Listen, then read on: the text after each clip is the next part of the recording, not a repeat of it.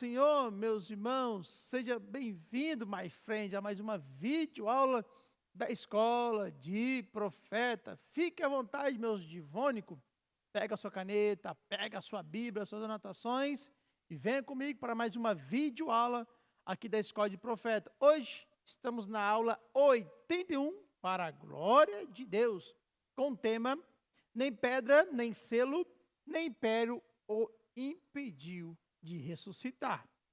O nascimento de Jesus, ele foi natural, mas a sua concepção sobre Maria foi sobrenatural, sem necessidade de um homem. Sua morte também foi natural, mas a sua ressurreição também foi sobrenatural. Estamos estudando ultimamente, dentro da Cristologia, o estado de exaltação de Cristo e chegamos ao momento da ressurreição.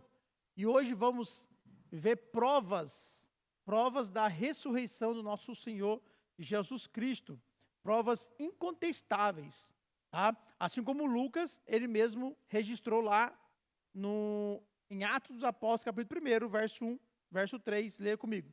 Depois de ter padecido, Jesus se apresentou vivo a seus apóstolos, com muitas provas incontestáveis, parecendo-lhe durante 40 dias e falando das coisas relacionadas com o reino de Deus. Lucas afirma aqui, meus irmãos, que Jesus ressuscitou com muitas provas incontestáveis, tá? Mas que provas são essas? Então, essa videoaula, nós vamos ver umas dessas provas. Amém? Então, venha comigo. Primeiro tópico. A primeira prova é o túmulo e a pedra gigantesca ou a pedra grande, tá? O tipo de pedra usada para fechar o túmulo. Os sepulcros escavados na rocha, comum entre judeus e principalmente os ricos, que tinham um túmulo assim, que José de Arimateia emprestou, doou esse túmulo ao Senhor Jesus. E lembrando aqui que o túmulo do Senhor Jesus é o único que Jesus pegou emprestado e devolveu vazio, né? De todos os túmulos. Eita glória! O sepulcro escavado na rocha, comum entre os judeus ricos, possuía uma abertura entre 1,2 m, 1,20 m mais ou menos, até 1,5 m, uma abertura dentro daquela rocha, né? Como se fosse uma caverna. Então tinha essa abertura entre 1,20 a 1,5 metros, permitindo que as pessoas entrassem e saíssem desse sepulcro, como se fosse uma caverna, né? Então, era esculpido dentro da rocha feito esse sepulcro. Exatamente como registra lá os evangelhos de Marcos 16, e verso 5, que diz: entrando no túmulo, viram um jovem sentado ao lado direito, vestido de branco, e ficaram atemorizados. Então, era necessário, né, uma abertura dentro nessa rocha desse sepulcro para pessoas entrar e sair, como diz, registrado aqui Marcos 16, 5, as mulheres entrando no túmulo. João 20 também registra, verso 5, e abaixando-se, viu os lenços de linho, mas não entrou. Então veja que a abertura era possível de não só entrar, mas de você olhar lá dentro. Então não era uma abertura pequena, uma abertura razoável que dava para as pessoas, até as pessoas que estavam lá fora, pudessem enxergar o que estava lá dentro. Tá? O verso 6, Simão Pedro, seguindo, chegou e entrou no túmulo. Ele também viu os lençóis. Então o outro discípulo que havia chegado primeiro ao túmulo também entrou, viu e creu. Então temos duas pessoas dentro do túmulo.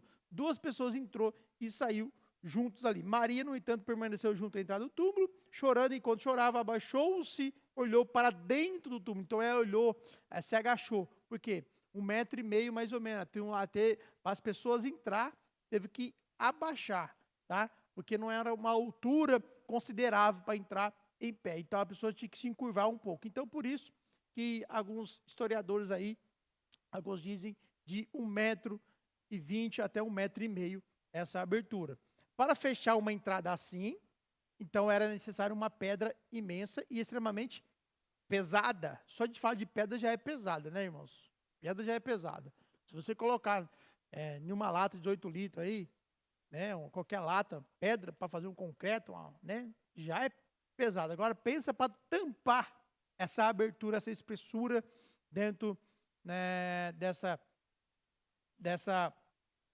pedra, tá? Então, uma outra pedra era necessária para tampar ali, tá? Então, para fechar uma entrada assim, é necessário uma pedra imensa e extremamente pesada. Então, alguns dizem que essa pedra, ela pesava de 1.500 quilos até 2.000 quilos, ou seja, ou 1,5 tonelada até 2 toneladas ela podia pesar essa pedra, tão grande que ela é e tão pesada que ela é, tá? Então, Mateus e Marcos descrevem com clareza, de maneira que eles informaram sobre essa pedra, que dá para entender como realmente essa pedra era grande e bem pesada. Mateus 27, 60 diz: E o depositou no seu túmulo novo, José de Arimateia fez isso com o corpo de Jesus, e ele tinha mandado abrir na rocha, né? E rolando uma grande pedra, veja, ele diz, Mateus é feliz em registrar isso para nós, essa informação, uma grande pedra para a entrada do túmulo e foi embora. Então, Mateus, ele registra uma grande pedra, Marcos também vai dizer, capítulo 16, verso 3, diziam umas a outra, quem nos removerá a pedra da entrada do túmulo? E olhando, viram que a pedra já estava removida, é que a pedra era muito grande, tá? Então veja que não só Mateus, mas Marcos também estão registrando que essa pedra era muito grande. Para ser grande, ela pesava muito. Então, uma das provas, tá, da ressurreição de Jesus é essa pedra sendo removida, tá? Porque as mulheres não conseguiriam remover, os discípulos não conseguiriam remover. Dizem algumas pessoas que eu fui estudar que cerca de 16 até 20 pessoas era necessário para remover essa pedra. Talvez um pouco exagerado, mas algumas pessoas dizem aí os historiadores, tá? Essas pedras eram colocadas numa canaleta inclinada. Então, vem uma pergunta. Então, como que José de Arimateia, se 16 até 20 pessoas, tinha que usar uma força, e pessoas que já faziam força, pessoas ali que já trabalhavam fazendo força, não qualquer pessoa. Então, como José de Arimateia, ele conseguiu remover essa pedra, selando o sepulcro com essa pedra. Então, era feita uma canaleta, tá? Uma canaleta para bem de frente com o sepulcro, para que essa canaleta, essa pedra, ela rolasse nessa canaleta e fechasse aquele sepulcro. Então, essa canaleta, ela colocava um calço sobre essa pedra. José de Arimateia provavelmente tirou esse calço e a pedra rolou automaticamente com a gravidade até chegar à entrada do sepulcro, tá? Essas pedras eram colocadas numa canaleta inclinada, né? Com uma inclinação para baixo, travada por um calço. Bastava remover o calço e a gravidade fazia o resto. A pedra rolava, selando o túmulo. O mais importante é entender, a pedra não foi removida para Jesus sair, mas para que os discípulos pudessem entrar e ver o túmulo vazio, tá? Então veja que a pedra não foi removida para o Senhor Jesus sair, sendo que aquele corpo dele, ressuscitado, glorioso, ele já, né, transcendeu as barreiras físicas ao qual os discípulos, presos no cenáculo, numa sala, ele entrou lá com as portas trancadas, atravessando paredes. Então, se ele atravessou a parede, ele também podia atravessar as rochas, atravessar aquela pedra. Então, aquela pedra ali não impediu Jesus de ressuscitar. Aquela pedra ela não foi removida para que o corpo de Jesus saísse, mas aquela pedra foi removida para mostrar que foi uma prova da ressurreição, que o Senhor Jesus não estava ali. Era mais para que as pessoas entrassem e olhassem que o túmulo estava vazio, e aquela pedra, e o túmulo, e a morte não conseguiu impedir a ressurreição do Senhor Jesus. Em resumo, a pedra era muito grande e bem pesada. Com isso, o mesmo poder que teve para remover aquela pedra, hoje ainda tem o mesmo poder para remover pedra dos nossos corações. O mesmo que teve o poder para remover aquela pedra, ele tem hoje também o poder para mover corações para estar aos seus pés. Se você está gostando dessa videoaula, não esqueça de deixar o teu like, tá? E se você não está nos acompanhando, então você se inscreva nesse canal para estar nos acompanhando e seguindo todo o nosso raciocínio que o Espírito Santo está nos dando aqui e trazendo em revelação pela presença de Deus. Amém? Então nos ajuda aí para esse canal estar fluindo e crescendo para a glória de Deus. Vamos para outra prova, que é o selo romano e a guarda militar. Está aí Mateus 27, irmãos. Prestem bem atenção, vocês que são obreiros aqui, vocês que nos assistem, acompanham. Mateus 27, eu preciso que vocês leiam do 62 ao 66, tá? Para você ter um contexto. Depois vai chegar na prova, vocês vão falar, você não falou, pastor. Mas eu pedi para vocês lerem. Tá? Então vocês leiam. Mesmo que eu não fale coisa, mas vocês podem entender o contexto. Eu tenho que resumir, senão o tempo, a aula fica muito grande. Aí tem que dividir em duas aulas grandes. Então vamos ver se nós conseguimos fazer uma videoaula só. Então vocês lêem Mateus 27, a partir do verso 62 ao 66. Eu vou ler aqui alguns versos do Mateus 27 e o verso 64. Portanto, mande que um túmulo seja guardado com segurança até o terceiro dia, para que não aconteça que, vindo os discípulos dele, o roube e depois diga ao povo, ressuscitou dos mortos, e este último engano será pior do que o primeiro. Pilatos respondeu, uma escolta está à disposição de vocês, vão e guardem o túmulo como bem entenderem. Indo eles montar a guarda ao túmulo, selando a pedra e deixando ali a escolta. Pilatos respondeu no verso 65, né? Uma escolta está à disposição de vocês, aos principais religiosos ali. Era uma guarda romana, tá? Não era uma guarda do templo dos levitas, porque existia uma guarda que estava à disposição dos sacerdotes, que essa guarda era feita de levitas, para guardar as coisas do templo. Porém, essa guarda que foi colocada no túmulo não foi a guarda que estava à disponibilidade do sacerdote, mas sim a guarda romana, soldados armados, preparados, tá? Treinados para a batalha, tá bom?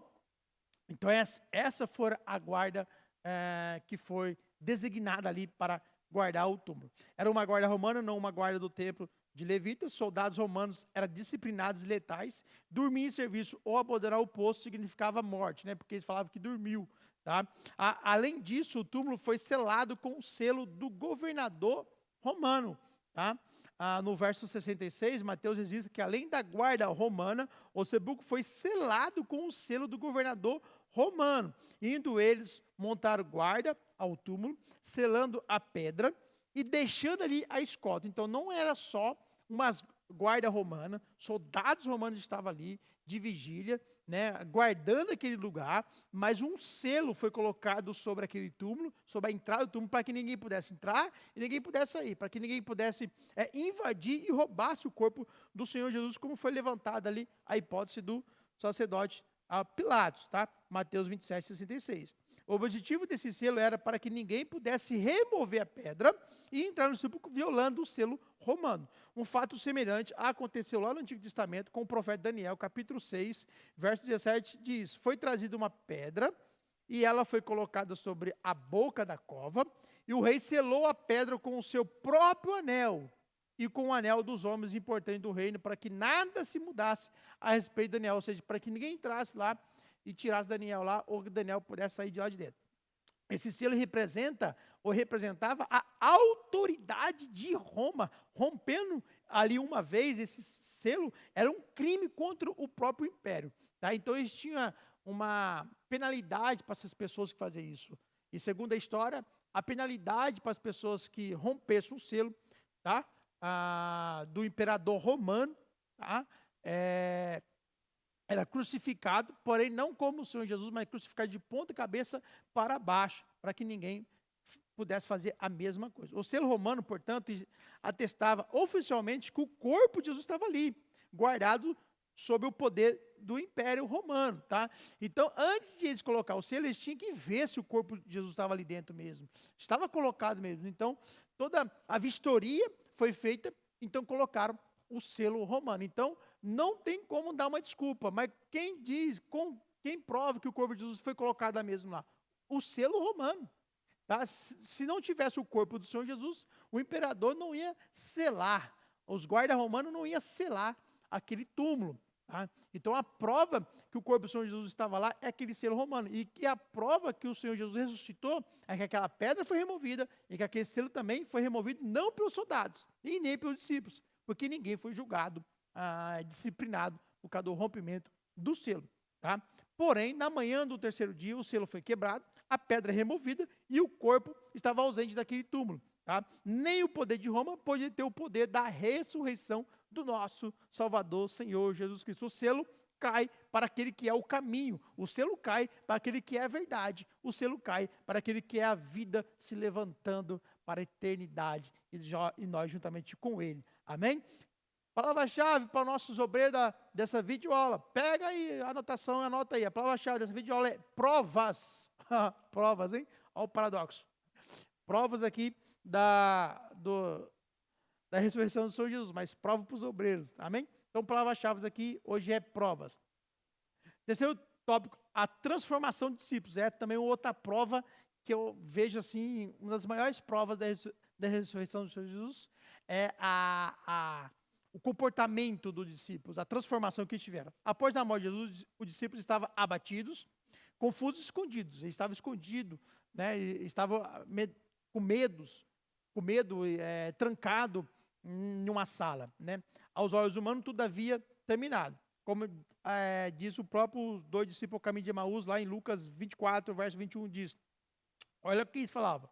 Nós esperávamos que fosse ele que havia de remir Israel, mas depois de tudo isso, já estamos no terceiro dia desde que essas coisas aconteceram. Então, para eles tinha acabado, para eles acabou, a esperança acabou, a promessa acabou, nós esperávamos, confiávamos nele, mas já acabou. É o terceiro dia e estamos indo embora. Mas algo extraordinário aconteceu com esses discípulos. Em poucos dias, esses homens medrosos tornaram-se pregadores ousados, dispostos a morrer por aquilo que testemunharam, o nosso Senhor Jesus Cristo. Como Lucas falou em Atos 1:3, diz que durante 40 dias ele apareceu a pessoas se revelando e falando do reino de Deus. Né? Então, durante 40 dias, Jesus apareceu com muitas provas incontestáveis. Eles ouviram, tocaram, comeram com ele e ouviram as suas palavras sobre o reino de Deus. É improvável que homens morressem por algo que sabiam ser mentira. Né? Então, no momento da morte, alguém ia confessar se fosse mentira. Não, nós roubamos o mesmo corpo do Senhor Jesus, isso é tudo engano, isso é tudo mentira. Ninguém ia dar a vida assim por uma mentira. Se eles deram a vida até a morte, é porque isso não era mentira, isso era realmente uma verdade. Então essa é a transformação. Tá? Essa é uma das maiores provas da ressurreição do Senhor Jesus, que é a transformação de sentimento, de postura do discípulo. Os discípulos estavam trancados, com medo, de repente estão enfrentando os líderes religiosos, qualquer coisa, e pregando que Jesus ressuscitou.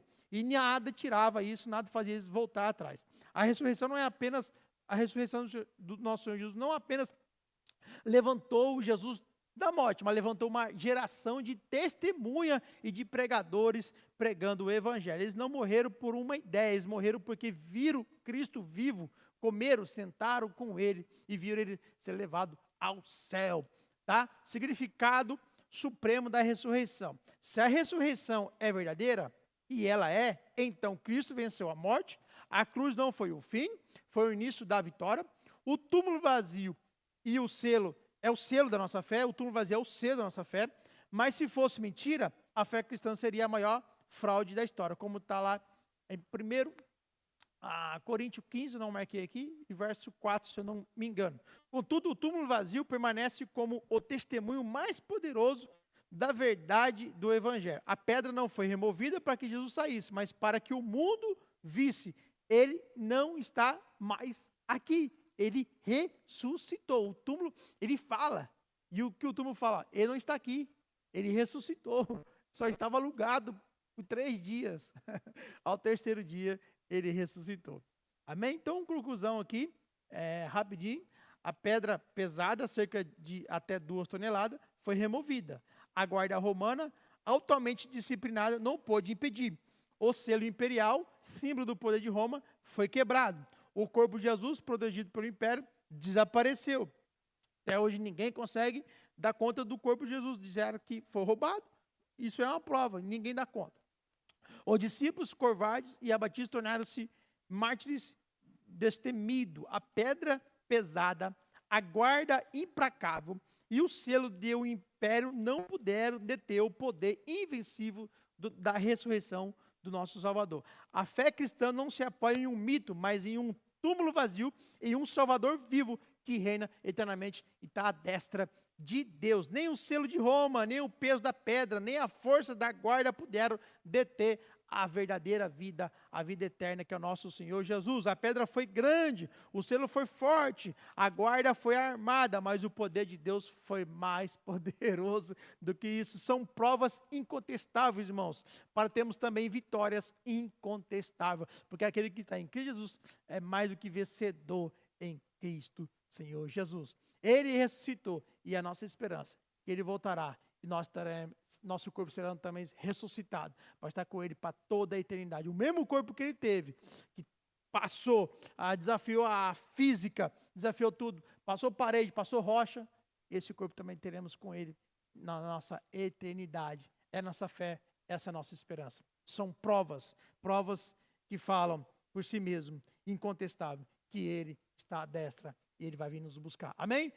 Não se esqueça de deixar o like dessa videoaula se você gostou. Se você quer, também acho interessante, compartilhe com seus amigos, com teu parente também, para dar uma moral para nós crescer também em nome do Senhor Jesus. Se você não é inscrito, se inscreva para não perder as próximas videoaulas. Então, eu quero despedir você, espero você na próxima videoaula. Fica na graça, na paz, no amor. Receba o abraço do Espírito Santo. Tchau e até a próxima.